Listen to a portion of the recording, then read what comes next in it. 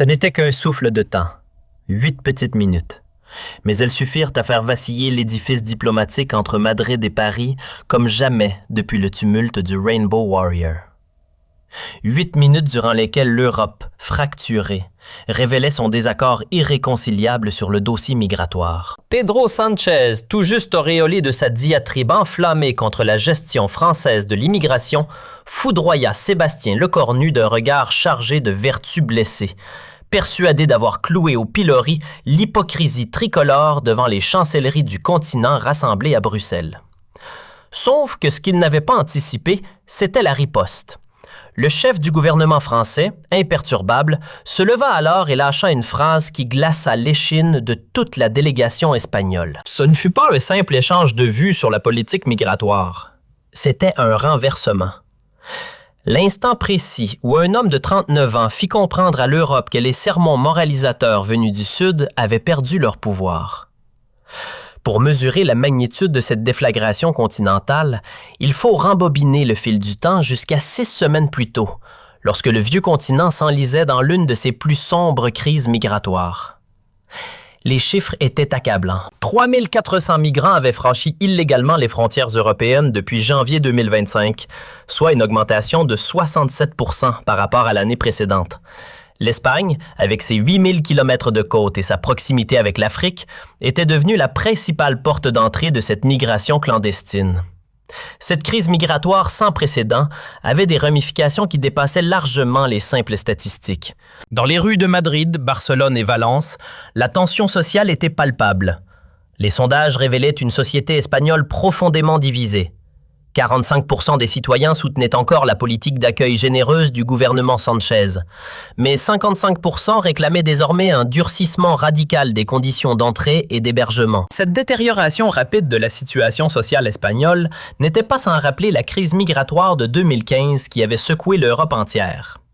Mais cette fois, la responsabilité incombait principalement à l'Espagne, devenue malgré elle le sas ibérique d'une Europe qui regardait ailleurs. Dans les bureaux feutrés de Moncloa à Madrid, l'atmosphère était suffocante. Pedro Sánchez, réélu de justesse en 2023, faisait face à la plus grave crise de son mandat. Les sondages étaient catastrophiques. Ce n'était qu'un souffle de temps, 8 petites minutes. Mais elles suffirent à faire vaciller l'édifice diplomatique entre Madrid et Paris comme jamais depuis le tumulte du Rainbow Warrior. 8 minutes durant lesquelles l'Europe, fracturée, révélait son désaccord irréconciliable sur le dossier migratoire. Pedro Sánchez, tout juste auréolé de sa diatribe enflammée contre la gestion française de l'immigration, foudroya Sébastien Lecornu d'un regard chargé de vertus blessées, persuadé d'avoir cloué au pilori l'hypocrisie tricolore devant les chancelleries du continent rassemblées à Bruxelles. Sauf que ce qu'il n'avait pas anticipé, c'était la riposte. Le chef du gouvernement français, imperturbable, se leva alors et lâcha une phrase qui glaça l'échine de toute la délégation espagnole. Ce ne fut pas un simple échange de vues sur la politique migratoire. C'était un renversement. L'instant précis où un homme de 39 ans fit comprendre à l'Europe que les sermons moralisateurs venus du Sud avaient perdu leur pouvoir.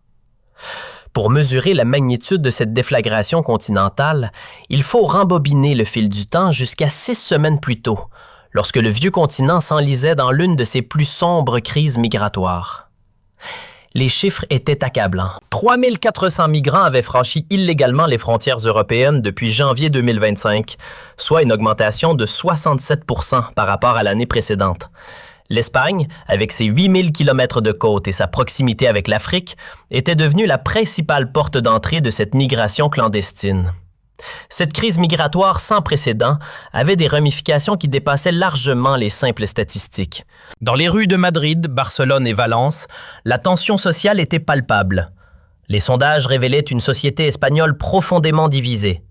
45% des citoyens soutenaient encore la politique d'accueil généreuse du gouvernement Sánchez, mais 55% réclamaient désormais un durcissement radical des conditions d'entrée et d'hébergement. Cette détérioration rapide de la situation sociale espagnole n'était pas sans rappeler la crise migratoire de 2015 qui avait secoué l'Europe entière. Mais cette fois, la responsabilité incombait principalement à l'Espagne, devenue malgré elle le sas ibérique d'une Europe qui regardait ailleurs. Dans les bureaux feutrés de Moncloa à Madrid, l'atmosphère était suffocante.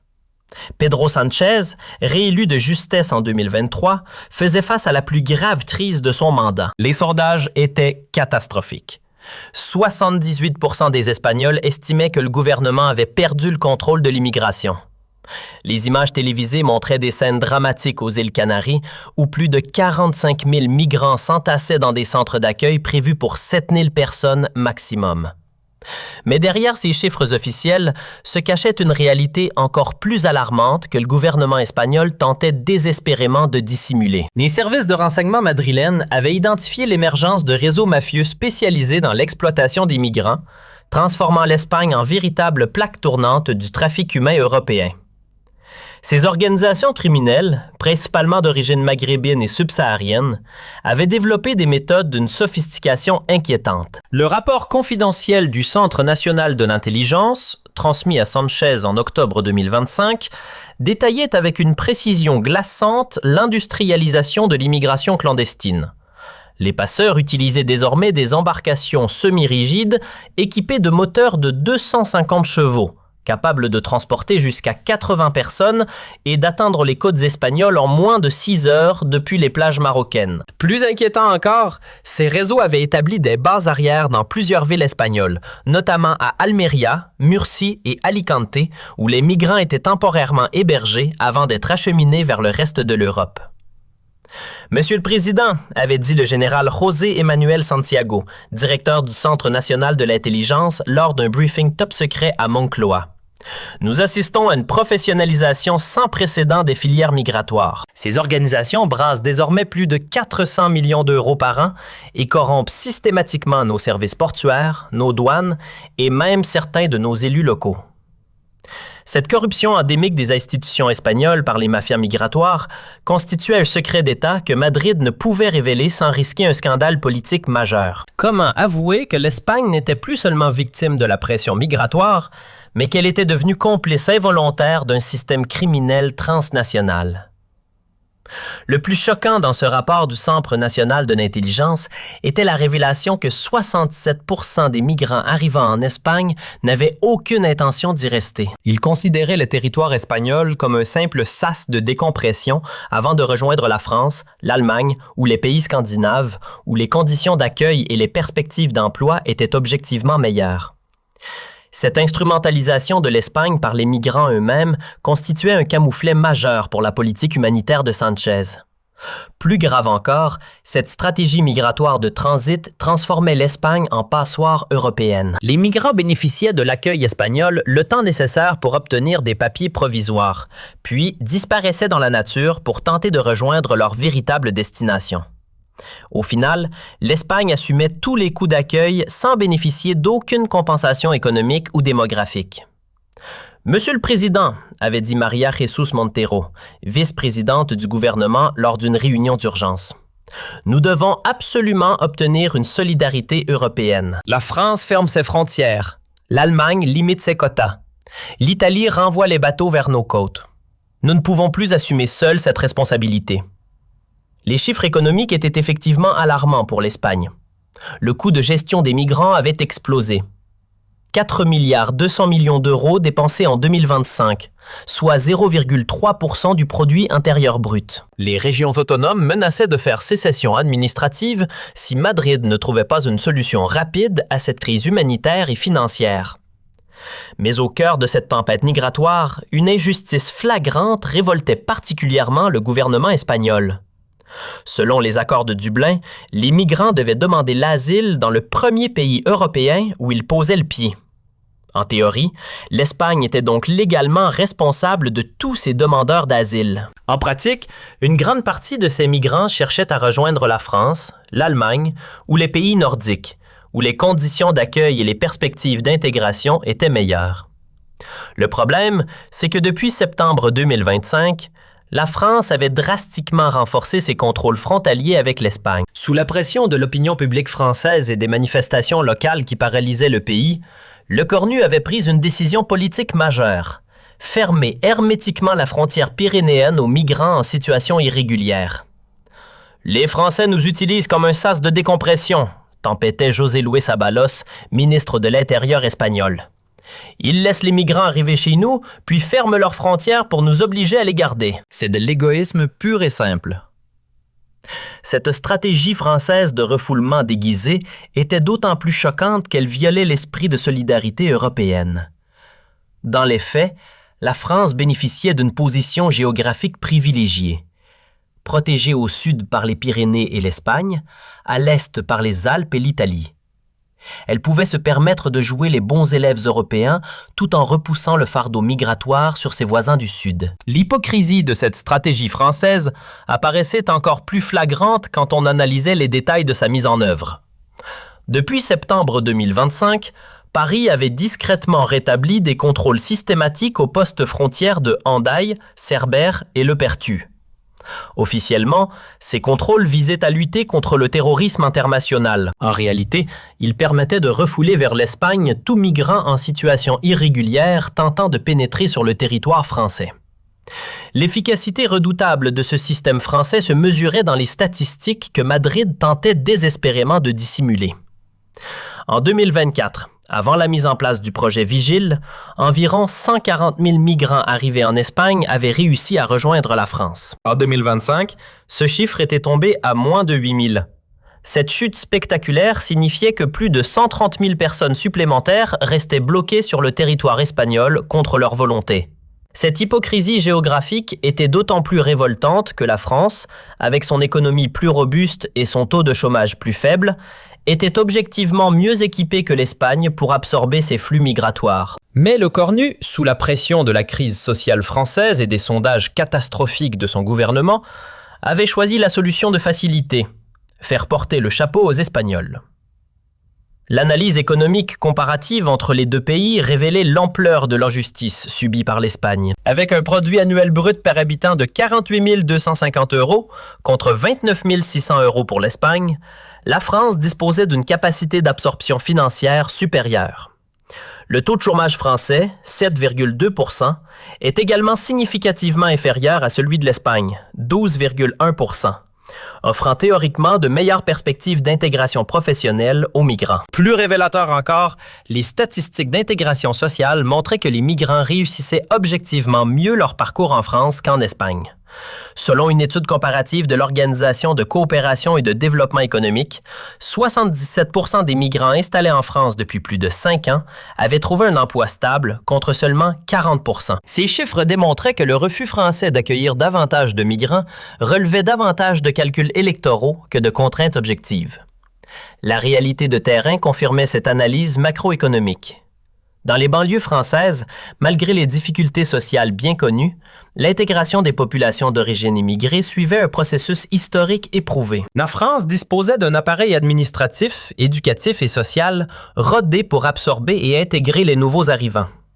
L'Espagne, en revanche, découvrait brutalement les défis de l'immigration massive sans avoir développé les outils institutionnels nécessaires. Ces différences de capacité institutionnelle se reflétaient dans les budgets consacrés aux politiques d'intégration. La France dépensait annuellement 340 € par habitant pour ses programmes d'accueil et d'intégration. Contre seulement cette faiblesse des moyens espagnols, expliquait en partie l'attractivité limitée du pays pour les migrants de transit. Les tensions avaient atteint leur paroxysme début novembre 2025, quand les autorités françaises avaient refoulé 3 400 migrants vers l'Espagne en une seule semaine, invoquant l'application stricte des accords de Schengen.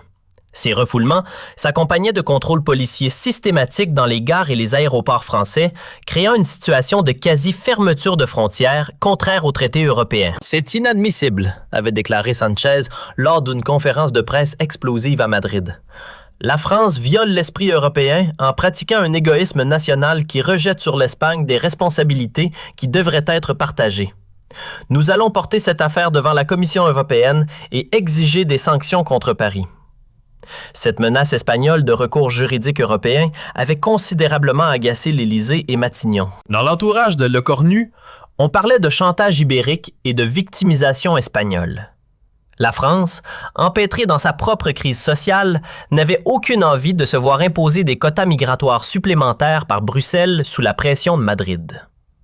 C'est dans ce contexte explosif que s'ouvrait le sommet européen de Bruxelles des 15 et 16 novembre 2025, officiellement consacré aux défis migratoires et à la solidarité européenne. Officieusement, tout le monde savait que ce sommet serait l'occasion d'un règlement de compte entre Paris et Madrid sur la question migratoire. Pedro Sánchez est arrivé à Bruxelles avec un dossier d'accusation méticuleux contre la politique française. Son équipe avait compilé toutes les preuves des refoulements illégaux français, documenté les violations des accords de Schengen, chiffré les coûts disproportionnés imposés à l'Espagne par l'égoïsme français. L'objectif était clair. Isoler diplomatiquement la France et forcer le cornu à accepter un mécanisme contraignant de répartition des migrants. Cette préparation espagnole avait mobilisé les meilleurs experts madrilènes en droit européen et en politique migratoire. Teresa Ribera, vice-présidente du gouvernement et ministre de la Transition écologique, avait coordonné un groupe de travail incluant des juristes de l'Université Complutense, des économistes de l'École de commerce de Madrid et des spécialistes en relations internationales du Real Instituto Elcano. Leur mission ? Construire un dossier d'accusation juridiquement irréfutable contre la France. Le document final, baptisé « Rapport Salaman », du nom de son coordinateur principal Miguel Salaman, ancien juge à la Cour européenne des droits de l'homme, faisait 337 pages de preuves accablantes.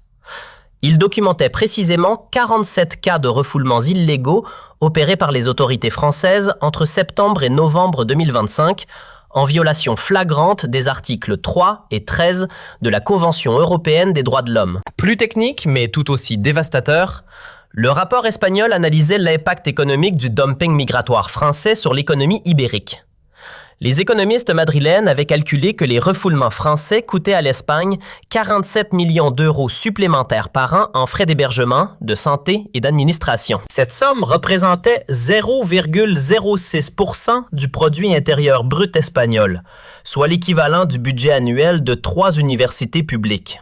« Monsieur le Président », avait dit Miguel Salaman lors du briefing final à Moncloa, nous disposons d'un arsenal juridique suffisant pour mettre la France en difficulté devant toutes les juridictions européennes. Les violations du droit européen sont caractérisées et documentées. Paris ne pourra pas nier l'évidence. Mais le volet le plus politique du dossier espagnol concernait l'hypocrisie morale française. L'équipe de Sánchez avait compilé toutes les déclarations publiques de Macron et Le Cornu sur les valeurs européennes et la solidarité continentale pour les confronter aux pratiques réelles de refoulement systématique. Cette contradiction entre le discours et les actes français constituait une munition politique redoutable. L'approche espagnole s'appuyait également sur une stratégie de communication offensive orchestrée par Iván Redondo, ancien directeur de cabinet de Sánchez et spécialiste en guerre informationnelle. Redondo avait organisé une campagne médiatique européenne pour présenter l'Espagne comme victime de l'égoïsme français et mobiliser l'opinion publique continentale contre Paris. Cette campagne incluait la diffusion de témoignages poignants de migrants refoulés à la frontière française, la publication d'images chocs des centres d'accueil surchargés aux Canaries et surtout la mise en avant de familles syriennes et afghanes bloquées en Espagne contre leur volonté. L'objectif était de créer une pression morale irrésistible sur la France en personnalisant la tragédie migratoire. Ces Français donnent des leçons de solidarité européenne à tout le monde, mais quand il s'agit d'accueillir des migrants, ils ferment leurs frontières, avait déclaré Sánchez à ses conseillers dans sa suite de l'Hôtel Métropole. Il faut leur rappeler que l'Europe se construit sur la solidarité, pas sur l'égoïsme national. Cette stratégie de culpabilisation morale est rodée et avait souvent fonctionné avec les dirigeants européens. L'Espagne, pays de tradition catholique et humanitaire, s'était toujours posée en championne de l'accueil des migrants et de la défense des droits humains. Face aux critiques, invoquer les valeurs européennes et la dignité humaine permettait généralement de faire taire les opposants. Mais Sánchez ne soupçonnait pas que Le Cornu avait préparé cette confrontation avec une rigueur toute française, compilant chiffres, statistiques et analyses économiques pour démontrer méthodiquement l'hypocrisie espagnole et l'insoutenabilité de la politique migratoire ibérique.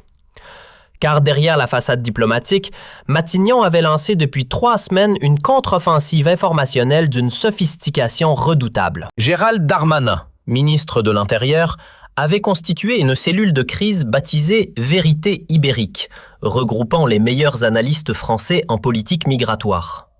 Cette équipe, dirigée par François Gémen, spécialiste des migrations à Sciences Po, et Christophe Bertossi, directeur du Centre Migration et Citoyenneté de l'Institut français des relations internationales, avait pour mission de déconstruire point par point la propagande victimaire espagnole. Le travail de documentation française était d'une précision chirurgicale.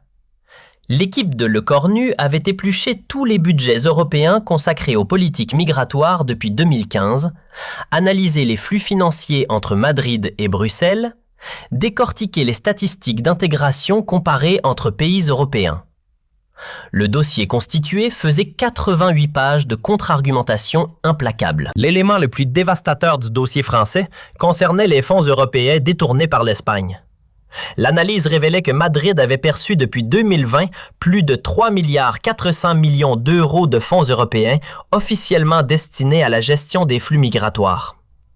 Or, une enquête approfondie menée par la Cour des comptes française montrait que seulement 37% de ces sommes avaient été effectivement utilisées pour l'accueil des migrants. Le reste avait été redéployé vers des projets d'infrastructure générale ou d'équipements administratifs sans rapport avec l'immigration. Monsieur le Premier ministre l'avait expliqué à Christophe Bertossi lors du briefing confidentiel à Matignon. L'Espagne pratique depuis des années un détournement systématique des fonds européens. Elle touche l'argent de la solidarité continentale, mais ne l'utilise pas pour les migrants. C'est une escroquerie à grande échelle. Plus accablant encore pour Madrid, l'analyse française révélait que l'Espagne sous-investissait chroniquement dans ses capacités d'accueil.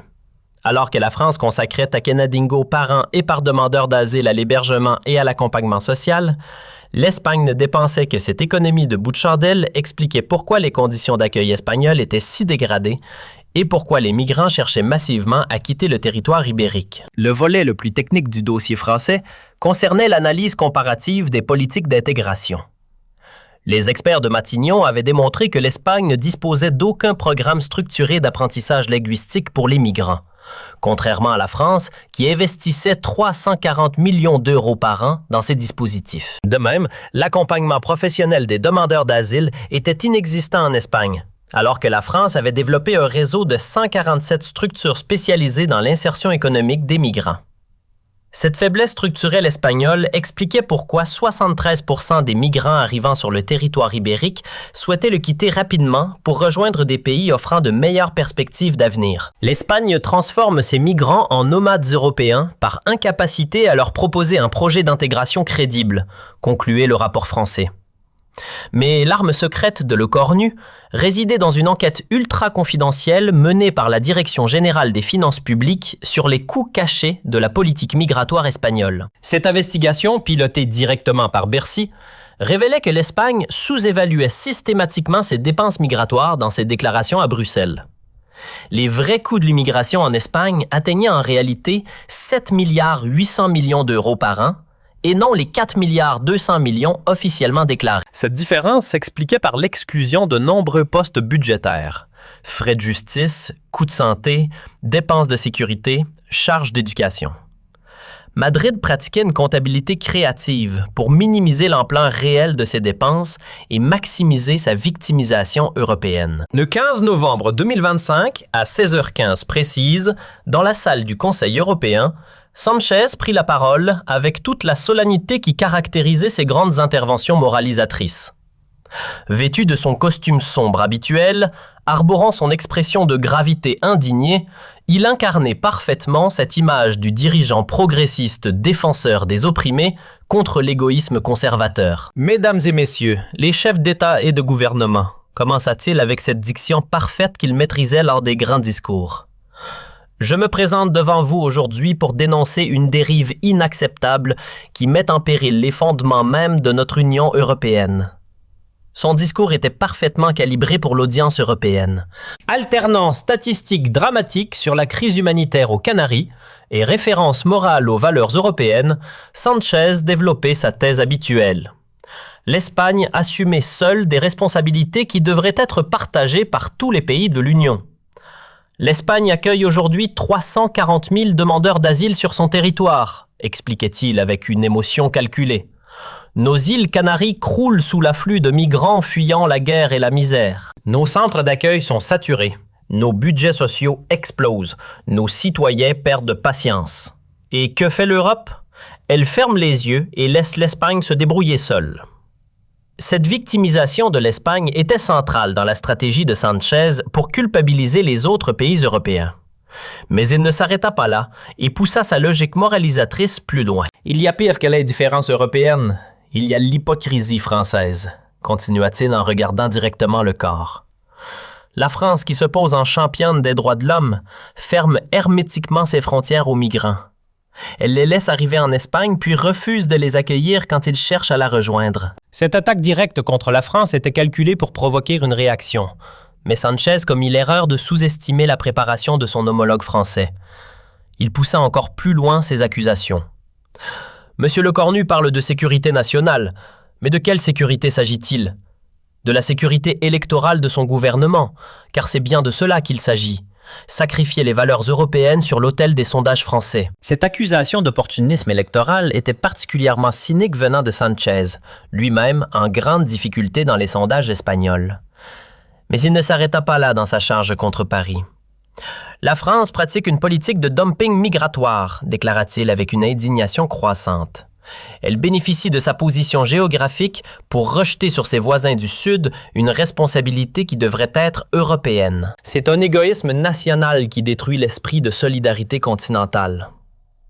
Et il termina son intervention par un appel solennel qui résonnait comme un ultimatum. L'Europe doit choisir entre deux visions, celle de la solidarité et du partage des responsabilités, ou celle de l'égoïsme national et de l'abandon des plus vulnérables. L'Espagne demande à la France de respecter enfin ses engagements européens et d'accueillir sa juste part de migrants. L'histoire jugera ceux qui auront choisi l'humanité contre ceux qui auront choisi l'électoralisme. Les applaudissements qui suivirent furent nourris, notamment de la part des pays du sud de l'Europe qui se sentaient également abandonnés par leurs partenaires du Nord. L'Assemblée européenne semblait acquise à la cause espagnole. Tous les regards se tournèrent vers Lecornu quand il demanda calmement à prendre la parole. Le Premier ministre français se leva avec cette dignité républicaine qui caractérisait la tradition diplomatique française, s'approcha sans hâte et fixa Sanchez droit dans les yeux avant de prononcer les mots qui allaient choquer l'Espagne et diviser l'opinion européenne. « Monsieur le Président Sanchez », commença-t-il d'une voix posée mais tranchante, « je vous remercie pour cette démonstration parfaite de ce qu'est devenue la rhétorique espagnole. Un mélange toxique de victimisation et de déresponsabilisation. » L'attaque était immédiate et brutale. Sanchez, visiblement surpris par cette agressivité française inhabituelle, se redressa sur son siège. « Vous parlez de solidarité européenne », continua Lecornu en sortant un dossier de sa serviette. « Permettez-moi de vous rappeler quelques chiffres que vous préférez manifestement oublier. En 2024, l'Espagne a dépensé 4,2 milliards d'euros pour les migrants. La France, 18 milliards. L'Allemagne, 25,3 milliards. Qui fait vraiment sa part, M. Sanchez? Ces statistiques brutales firent l'effet d'une douche froide sur l'Assemblée. Sanchez tenta d'intervenir. « Monsieur le Premier ministre, vous ne tenez pas compte. » Mais Lecornu l'interrompit sèchement. « Si, Monsieur Sanchez, je tiens compte de tout, y compris de votre hypocrisie. » Et il continua son démontage méthodique. « Vous accusez la France de fermer ses frontières. Savez-vous combien de demandeurs d'asile la France accueille par rapport à sa population? 0,9 %. L'Espagne, 0,7 %. Même avec votre prétendue crise migratoire, vous en faites moins que nous. Mais parlons surtout de votre hypocrisie la plus flagrante, continua Lecornu avec une colère contenue. Vous vous plaignez que la France refuse vos migrants. Savez-vous combien de migrants l'Espagne a transférés vers d'autres pays européens en 2024? Vous exigez la solidarité des autres sans jamais l'appliquer vous-même. Cette révélation sur l'absence totale de transfert migratoire espagnol vers d'autres pays européens toucha au cœur de la rhétorique ibérique. Dans l'assistance, plusieurs délégués échangeaient des regards choqués. « Et puisque vous évoquez les valeurs européennes, » poursuivit Lecornu, « permettez-moi de vous rappeler une vérité que vous semblez avoir oubliée. L'Union européenne n'est pas un système d'assistanat où les pays les plus laxistes font payer leurs erreurs aux autres. C'est un espace de responsabilité partagée. Et la responsabilité commence par contrôler ses propres frontières. Cette remise en cause de la gestion espagnole des frontières était audacieuse et dangereuse. Mais Le Cornu l'assumait totalement. Il retournait l'argument de la solidarité européenne contre l'Espagne elle-même. Sánchez, livide, tenta une dernière défense. La France ne comprend pas la pression migratoire. Au contraire, le coupa Le Cornu, nous comprenons parfaitement. Nous comprenons qu'on ne résout pas les problèmes migratoires en les exportant chez ses voisins. Le silence qui suivit cette accusation d'exportation des problèmes était assourdissant. Jamais un dirigeant européen n'avait utilisé des termes aussi directs pour qualifier la politique migratoire espagnole dans une enceinte officielle. Mais Le Cornu réservait le plus dur pour la fin. « Monsieur Sánchez, vous nous reprochez de ne pas accueillir assez de migrants. Nous avons découvert que 73% des migrants qui arrivent en Espagne cherchent immédiatement à quitter votre territoire pour rejoindre la France ou l'Allemagne.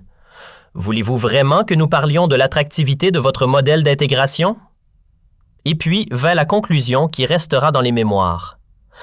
L'Espagne ne peut pas à la fois réclamer la souveraineté sur sa politique migratoire et exiger que les autres pays assument les conséquences de ses échecs. L'époque où l'Europe payait pour l'incompétence ibérique est révolue.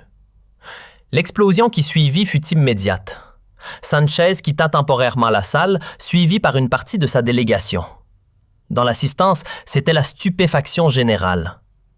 Pour la première fois dans l'histoire de l'Union européenne, un dirigeant occidental avait accusé publiquement l'Espagne d'incompétence migratoire et de chantage européen. L'onde de choc fut immédiate et européenne. En Espagne, la réaction fut explosive. Les médias ibériques titraient « La France humilie l'Espagne »,« Le Cornu, l'arrogance française »,« Le mépris parisien pour l'Espagne ». Le gouvernement espagnol convoqua immédiatement l'ambassadeur français à Madrid pour des explications urgentes. Mais dans d'autres pays européens, l'effet fut inverse et spectaculaire. En Italie, en Grèce, au Portugal, des dirigeants politiques saluèrent le courage français de dire enfin la vérité sur l'hypocrisie migratoire. Pour la première fois depuis des années, quelqu'un avait osé remettre en question la victimisation permanente des pays du sud de l'Europe. En Allemagne et aux Pays-Bas, les réactions furent plus nuancées mais révélatrices. Ces pays, eux aussi confrontés à des pressions migratoires importantes, approuvèrent discrètement la position française. Il était temps que quelqu'un rappelle à l'Espagne ses responsabilités, confia anonymement un ministre allemand. Plus surprenant, dans certains milieux espagnols eux-mêmes, la confrontation provoqua un début d'introspection. Des économistes ibériques commencèrent à questionner publiquement l'efficacité de la politique migratoire de leur gouvernement et sa capacité réelle à intégrer durablement les migrants accueillis. Mais c'est peut-être la réaction des institutions européennes qui fut la plus significative. La Commission européenne, habituellement prompte à défendre les pays du Sud contre les égoïsmes du Nord, resta remarquablement silencieuse sur cette affaire. Ursula von der Leyen se contenta de communiquer neutre, appelant à un dialogue constructif entre partenaires européens. Ce silence brusque et froid était révélateur. Pour la première fois, les institutions européennes reconnaissaient implicitement que la France avait raison de questionner le système actuel de gestion des migrations. Système qui permettait effectivement aux pays les plus laxistes de faire porter leurs erreurs aux pays les plus rigoureux. 6 mois après cette confrontation historique, les conséquences géopolitiques étaient majeures et durables. Les relations franco-espagnoles s'étaient considérablement refroidies. Mais la France avait gagné un respect nouveau auprès de nombreux partenaires européens, lassés des leçons de morale ibérique. Plus important encore,